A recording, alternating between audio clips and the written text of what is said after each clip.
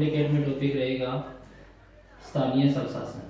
स्थानीय स्वशासन का ये जो शब्द है शुरुआत में या इस व्यवस्था की शुरुआत थी वो कौन से काल से हुई, कौन से सन से हुई, या किसके राजवंश में इसकी शुरुआत हुई, किसके कार्यकाल में इसकी शुरुआत हुई, इसके बारे में हम आज विस्तार पूर्वक जानेंगे। तो सबसे पहले हमें क्या करना है, इसका अर्थ समझना है थोड़ा सा सिंपल भाषा में कि इसका अर्थ क्या है स्थानीय स्वशासन का। तो स्थानीय स्वशासन का अर्थ है जनता को भागीदार बनाकर शासन करना ही स्थानीय स्वशासन कहलाता है।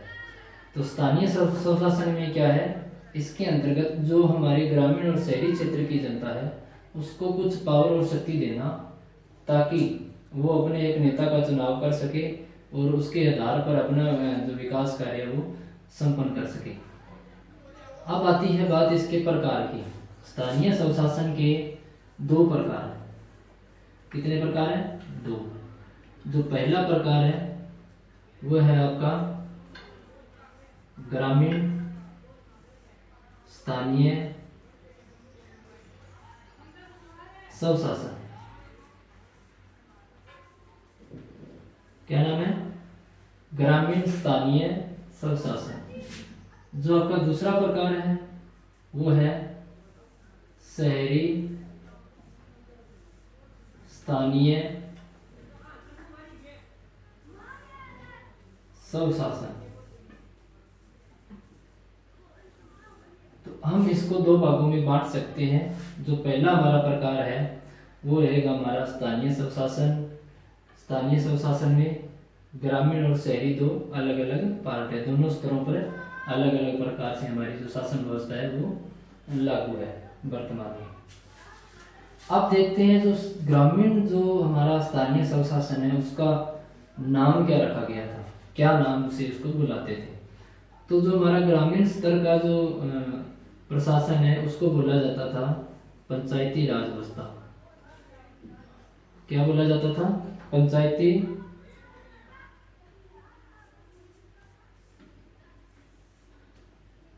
पंचायती राज व्यवस्था। तो अब हमें ये देखना है कि जो पंचायती राज व्यवस्था है ये किस प्रकार की व्यवस्था है, इसकी शुरुआत कहाँ से हुई थी, किसके कार्यकाल के अंतर्गत इसकी शुरुआत की गई थी। तो जैसे आपने पंचायती राज व्यवस्था का नाम सुना है, नाम सुनने से लगभग आपको अंदाजा लगा लिया होगा कि हम कौन से प्रशासन की बात करने वाले हैं। तो इसमें देखते हैं भी कौन से व्यवस्था, कौन से कार्यकाल में इसकी शुरुआत हुई। जो पहला जो हमारा राजवंश आता है उसमें है वैदिक काल। वैदिक काल में इस व्यवस्था की शुरुआत मानी जाती है। वैदिक काल में जो पंचायती राज व्यवस्था की जो सबसे छोटी इकाई थी उसको बोला जाता था ग्राम, और इसके मुखिया को क्या बोला जाता था? ग्रामणी।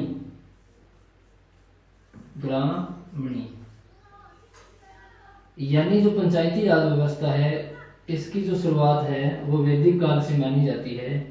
वैदिक काल में बात करें पंचायती राज व्यवस्था की जो सबसे छोटी इकाई है उसको बोला जाता था ग्राम, और ग्राम के जो मुखिया होते थे उसको बोला जाता था ग्रामणी, जो वर्तमान में हम बोलते हैं सरपंच। अब देखते हैं ये सरपंच शब्द है ये कहाँ से निकल कर आया है, इसको देखना है हमें। तो वैदिक काल तक तो ये था ग्रामणी। उसके बाद में हमारा दूसरा काल आता है बौद्ध काल। क्या आता है? बौद्ध काल। अब बौद्ध काल में जो पंचायती राज व्यवस्था की सबसे छोटी इकाई थी उसको बोला जाता था ग्राम, और ग्राम के मुखिया को क्या बोला जाता था?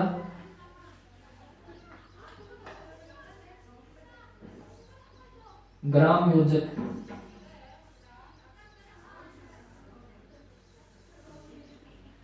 तो इस प्रकार देखा जाए तो वैदिक काल से जो हमारी पंचायती राज व्यवस्था है उसकी शुरुआत मानी जाती है।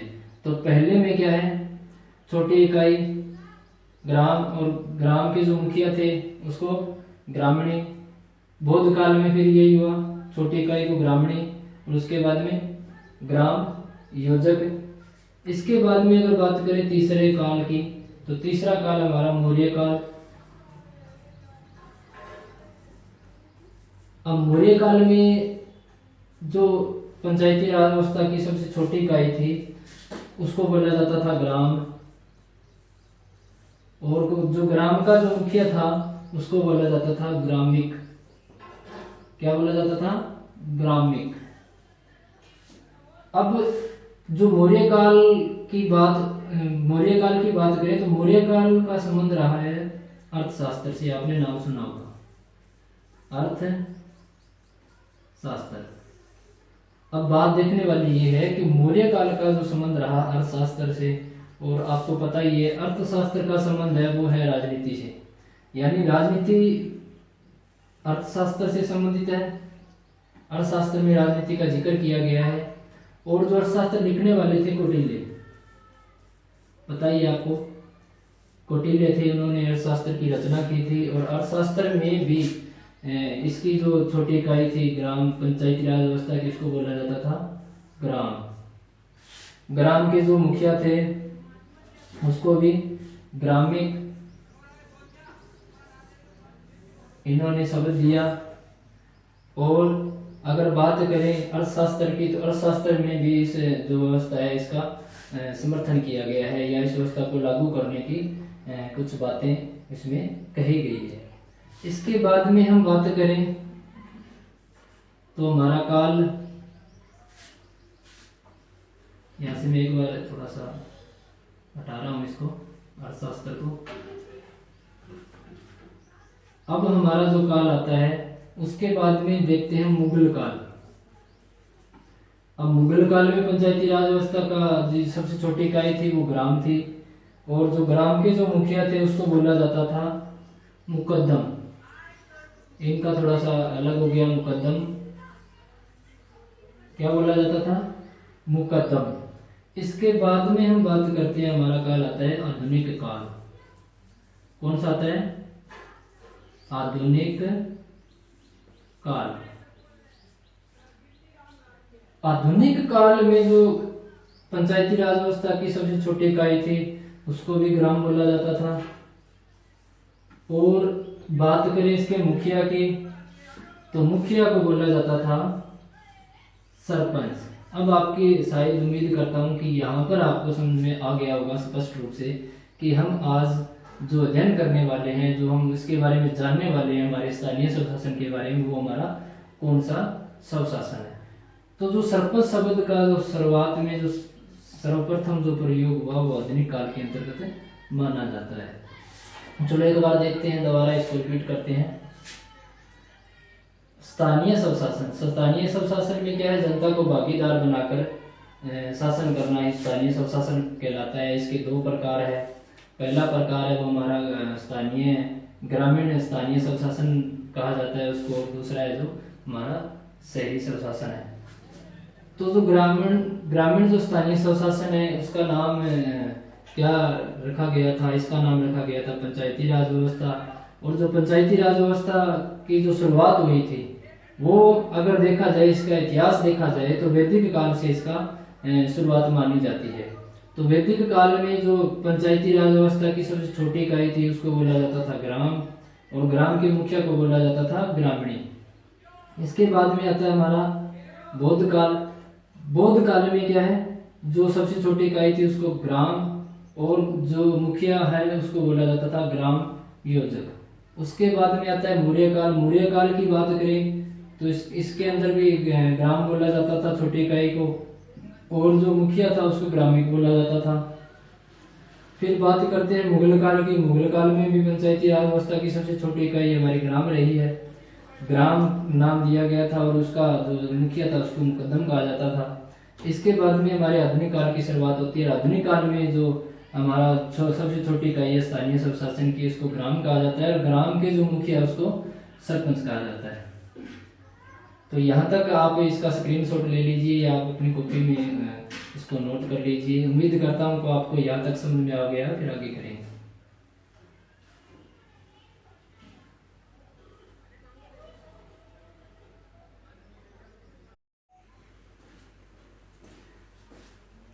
ये तो स्थानीय स्वशासन में हमारे काल की बात हमने कर ली है। वैदिक काल की, बौद्ध काल की, मौर्य काल की, मुगल काल की, आधुनिक काल की। अगर बात करें हम औपनिवेशिक काल की, किस काल की? औपनिवेशिक। औपनिवेशिक काल में भी इसका हमारे को कहीं न कहीं कई राजवंशों में इसका जिक्र मिलता है। उन्होंने भी अपने शासन काल में इसकी शुरुआत की थी। तो सबसे पहले हम देखें तो नाम आता है लॉर्ड मेयो का। किसका नाम आता है? Lord Mayo. लगभग उन्होंने जो शुरुआत की थी वो है 1870। इन्होंने शुरुआत में क्या किया? अपने शासन काल के दरमियान एक तो स्वास्थ्य, उसके बाद में शिक्षा, और जो तीसरा जो था वो था ग्रामीण विकास। ग्रामीण विकास, ये जो सारी शक्तियां हैं 3 प्रकार की, इन्होंने क्या किया अपने शासन काल में? लॉर्ड मेयो ने स्थानीय स्वशासन के हाथ में दी थी। इसके बाद 1870 के बाद बात करें तो नाम आता है हमारे लॉर्ड रिपन का। लॉर्ड रिपन, इन्होंने 1870 के बाद में 1882 में इसकी जो 1882 में जो इसका अपने कार्यकाल या शासनकाल के दौरान इन्होंने कुछ बातें रखी या पंचायती राज व्यवस्था उसके बारे में कुछ प्रस्ताव लेकर आए। ये भी हमारे लिए एक ग्राम पंचायत या हमारा जो पंचायती राज व्यवस्था है इसके इतिहास का एक महत्वपूर्ण बिंदु है। इसके बाद में हम बात करें तो हमारा जो स्थानीय स्वशासन का जनक है वो इनको माना जाता है, लॉर्ड रिपन को। स्थानीय स्वशासन का जनक है वो लॉर्ड रिपन को माना जाता है, क्योंकि उन्होंने स्थानीय स्वशासन से संबंधित बहुत सारे प्रस्ताव जो आपके अपने कार्यकाल के दरमियान लेकर आए थे, और उन्होंने कुछ इस प्रकार की मांगे रखी थी कि जो ग्रामीण स्तर पर जो शासन है उसको चलाने के लिए एक सरपंच हो, एक गांव का मुखिया हो, उसके पास में इतना ये हो और ये पावर होनी चाहिए, और इस प्रकार ये चलता रहा। इसके बाद में अगर बात करें 1882 के बाद में लगभग आपका 1919 में इससे संबंधित पंचायती राज व्यवस्था से संबंधित एक अधिनियम पारित किया गया और उसके अंदर भी इस व्यवस्था की है जो मांग रखी गई। 1919 के बाद में 1935 में भी एक अधिनियम पारित हुआ। क्या पारित हुआ? अधिनियम पारित हुआ। अधिनियम में क्या हुआ? 1919 में हुआ था। इसमें जो पंचायती राज व्यवस्था को आंशिक रूप से इसको मान लिया गया था। आंशिक रूप से माना गया था, पूर्ण रूप से नहीं माना गया था। इस व्यवस्था को लागू करने से संबंधित आंशिक रूप से विचार विमर्श के लिए ये प्रस्ताव था, इसको स्वीकार कर लिया गया था। उसके बाद में फिर 1935 में क्या हुआ? 1935 में इसको पूर्ण रूप से स्वीकार कर लिया गया। यानी जो पंचायती राज व्यवस्था है उसके कितने स्तर होंगे, ये 1935 में लगभग हमारा जो था वो प्रस्ताव पारित हो गया। और जो अगर देखा जाए इसकी जो शुरुआत है वो शुरुआत की थी नेहरू ने, पंडित नेहरू ने इसकी शुरुआत की थी, या इसका जो परीक्षण है वो किया था। इसका परीक्षण पंडित नेहरू ने किया था, और ये जो परीक्षण किया था वो राज्य था अरुणाचल प्रदेश। कौन सा राज्य था? अरुणाचल प्रदेश। पंचायती राज व्यवस्था को संविधान में मान्यता मिलने के बाद में या पूर्ण रूप से स्वीकारने के बाद में प्रस्ताव को, उसके बाद में जब इसका पंडित नेहरू ने अपने शासनकाल के दरमियान एक परीक्षण किया, वो अरुणाचल राज्य में किया, और जो इसकी शुरुआत हुई सर्वप्रथम इसको लागू करने वाला राज्य था वो था राजस्थान। राजस्थान के नागौर जिले के पाली गांव से इसकी शुरुआत मानी जाती है। तो ये तो था हमारा पंचायती राज व्यवस्था से संबंधित इसका कौन कौन से काल में पालन किया गया या इसको मान्य गया या इससे संबंधित अधिनियम आए। ये हमारा वैदिक काल, बौद्ध काल, मौर्य काल, मुगल काल, आधुनिक काल, औपनिवेशिक काल। उसके बाद में 1870 में लॉर्ड मेयो ने भी अपने शासन व्यवस्था में इस प्रकार की व्यवस्था की। उसके बाद में लॉर्ड रिपन ने 1882 में इस स्थानीय जो सब शासन है या पंचायती राज व्यवस्था है इससे संबंधित कुछ प्रस्ताव रखे। और जो लॉर्ड रिपन है ये इनको जनक माना जाता है पंचायती राज व्यवस्था का। और उसके बाद में 1919 में एक अधिनियम लेकर आए, उसको आंशिक रूप से माना गया, पूर्ण रूप से स्वीकार नहीं किया गया। उसके बाद में देखें तो 1935 का अधिनियम था, उसमें पंचायती राज व्यवस्था है उसको पूर्ण रूप से स्वीकार कर लिया गया। फिर बात करते हैं पंडित नेहरू की। पंडित नेहरू ने अपने शासन काल में इसको लागू करने से पहले इसका परीक्षण कर लिया था। अरुणाचल प्रदेश में माना जाता है कि अरुणाचल प्रदेश में इसका परीक्षण किया गया शुरुआत में। और फिर जो सबसे पहले जो इसकी शुरुआत होती है पंचायती राज व्यवस्था की, जो राज्य है वो है राजस्थान, और राजस्थान के नागौर जिले में पड़ता है पाली गाँव, वहाँ से इसकी शुरुआत मानी जाती है। उम्मीद करता हूँ कि आप सभी को ये समझ में आ गया होगा। और इससे आगे का जो हमारा टॉपिक है वो हम